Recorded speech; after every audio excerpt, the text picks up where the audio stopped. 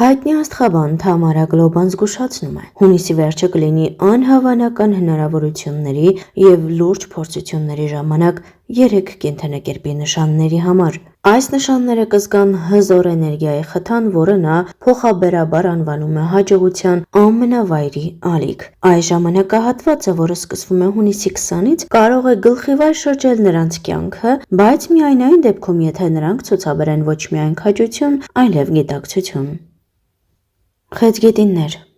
Ճշմարտության պահը։ Այս համաստեղության տակ ծնվածների համար ճակատագրական ընտրության ժամանակաշրջան է։ Տիեզերական կոնֆիգուրացիան ստեղծում է բացառիկ պայմաններ մասնագիտական աճի և անձնական կապերի ներդաշնակեցման համար, սակայն աստղագուշակը շեշտում է. բախտը միայն նրանց է օգնում, ովքեր մի կողմ են դնում կասկածները և նախաձեռնողականություն են ցուցաբերում։ Հիմնական առաջարկություններ։ Հունիսի վերջին շաբաթվա ընթացքում հուզական հավասարակշռությունը կլինի հաջողության գրավականը։ Մթնոլորտում բարձր լարվածությունը կպահանջի հատուկ ինքնատիրապետում։ Երկնքից մանանայի սպասելը փակ ուղի է։ Նախաձեռնողական գործողությունները կբերեն շոշափելի արդյունքներ։ Ռազմավարական պլանավորումն ավելի արդյունավետ կլինի, քան ինքնաբուխ ազդակները։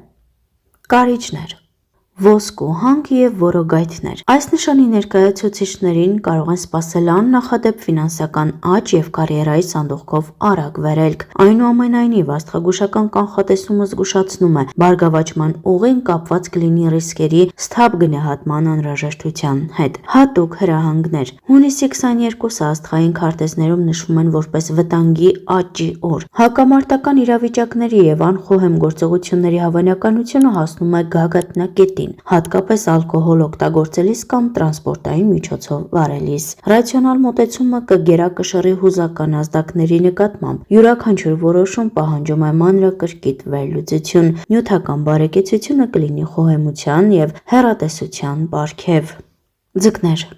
Փորձաշրջան հաղթանակից առաջ։ Այս նշանի տակ ծնվածների համար ամսվա առաջին կեսը կլինի զգոնության բարձրացման շրջան։ Կա կախարդական սխեմաների և ֆինանսական թակարդների հանդիպելու մեծ հավանականություն։ Նախազգուշական միջոցներ։ Քննադատական մտածողությունը ձեր ամենամեծ դաշնակիցն է։ Յուրաքանչյուր առաջարկ պահանջում է մանրակրկիտ ստուգում։ Արագ շահույթի գայթակղությունը կարող է հանգեցնել զգալի կորուստների։ Ներքին կողմնացույցը լավագույն խորհրդատուն է կասկածելի իրավիճակներում։ Հունիսի 20-ից հետո ամբողջական կերպարանափոխություն։ Հնարավորությունների աստղային դարպասները լայնորեն կբացվեն կարիերայի առաջընթացի և խոստումնալից ձեռնարկումների համար։ Հետաձգումը մահվան նման է։ Բաց թողնված պահը կարող է այլևս չվերադառնալ։ Եվ վերջում եզրակացություն, հաջողության ռազմավարություն։ Կենդանակերպի շրջանի ջրային եռյակը գտնվում է յուրահատուկ ժամանակաշրջանի շեմին։ Առավելագույն ներուժն իրացնելու համար անհրաժեշտ է միավորեք քաջությունը խոհեմության հետ,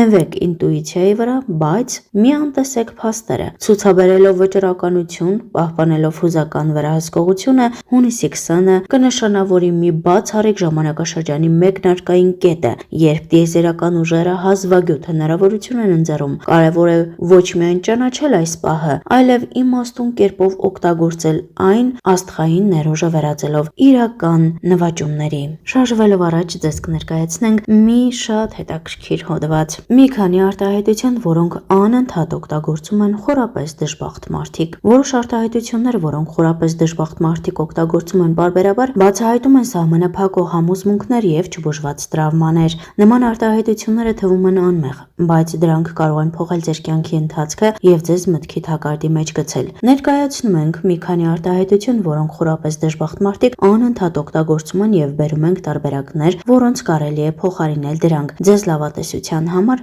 վերածրագրավորելու համար։ Ինչ կա, կա։ Սա կարող է հնչել այնպես, կարծես դուք պարզապես իրերն իրենց անուններով եք կոչում, բայց իրականում այս արտահայտությունը ցույց է տալիս համակերպում, այլ ոչ թե ընդունում։ Շատ ավելի օգտակար կլիներ ասել. սա է իրավիճակն այս պահին, բայց ես բաց եմ և անհամբեր սպասում եմ հաջորդիվ տեղի ունեցողին։ Ինձ մոտ ոչինչ չի ստացվում։ Նման բաները իրականության մեջ ասելը դրանք իրականացնելու անկասկած միջոց է։ Դա նաև ցույց է տալիս, որ դուք հաշտվել եք հանգամանքների զոհ լինելու հետ։ Դինամիկան փոխելու համար ինքներդ ձեզ ասեք. որոշ բաներ այնպես չստացվեցին, ինչպես նախատեսված էր։ Սրանք պարտություններ չէին, այլ դասեր, որոնք օգնեցին ինձ աճել և սովորել։ Որն է իմաստը։ Սա հռետորական հարց է, քանի որ ձեզ ընդհանրապես չի հետաքրքրում, դուք հուսահատված եք։ Այլընտրանքային արտահայտություն կարող է լինել. ես վստահ եմ, որ եթե շարունակեմ այս ճանապարհը, իմաստը կբացահայտվի։ Ամեն ինչ կարգին է, պարզապես հոգնած եմ։ Ֆիզիկական հոգնածությունը կարող է իրական եւ հիմնավոր լինել, բայց խորապես դժբախտ մարդիկ հաճախ այն օգտագործում են որպես դիմակ թաքցնելու հուզական խնդիրները, ինչպիսիք են տխրությունը, միայնությունը,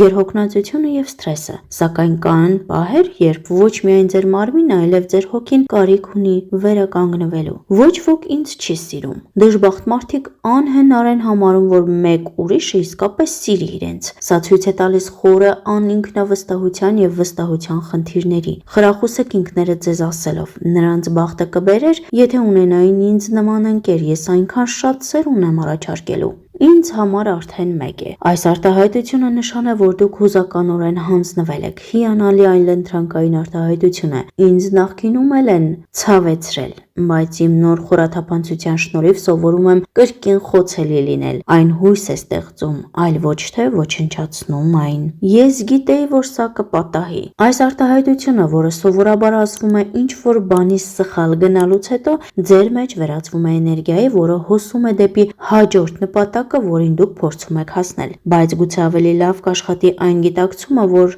ես անցյալում այրվել եմ, բայց սա նոր օր է եւ ես հավատում եմ նոր արդյունքներին։ Ես բավականաչափ լավը չեմ։ Այս արտահայտության եւ դրան ուղեկցող մտածողության առաջացման պատճառը խորը արմատացած ինքնագնահատականի խնդիրներն են։ Դուք քրոնիկորեն դժգոհ եք ինքներդ ձեզնից եւ ձեզ անարժան եք զգում։ Ասեք ձեզ բարյացկամորեն. ես կատարյալ չեմ, բայց ոչ ոք էլ կատարյալ չէ։ Ես բավականաչափ լավն եմ այնպիսին, ինչպիսին կամ։ Մարդիկ միշտ կհիասթափեցնեն քեզ։ Իսկապես, դժբախտ մարդիկ կարող են հավատալ, որ երբեք չի կարելի հույս դնել այլ մարդկանց վրա, քանի որ նրանք անխուսափելիորեն կհիասթափեցնեն ձեզ։ Նրանք կամովին զրկում են իրենց իմաստալից կապերից, հիասթափությունից պաշտպանվելու համար։ Սակայն մեկ վատ իրավիճակը չի արդարացնում բոլորի նկատմամբ ընդհանուր անվստահությունը։ Հուզական անվտանգություն գոյություն ունի։ Պարզապես պետք է իմանալ, թե ով կարող է այն ապահովել, իսկ ով ոչ։ Արա ինչ ուզում ես։ Այս արտահայտությունը մարդուն ասում է,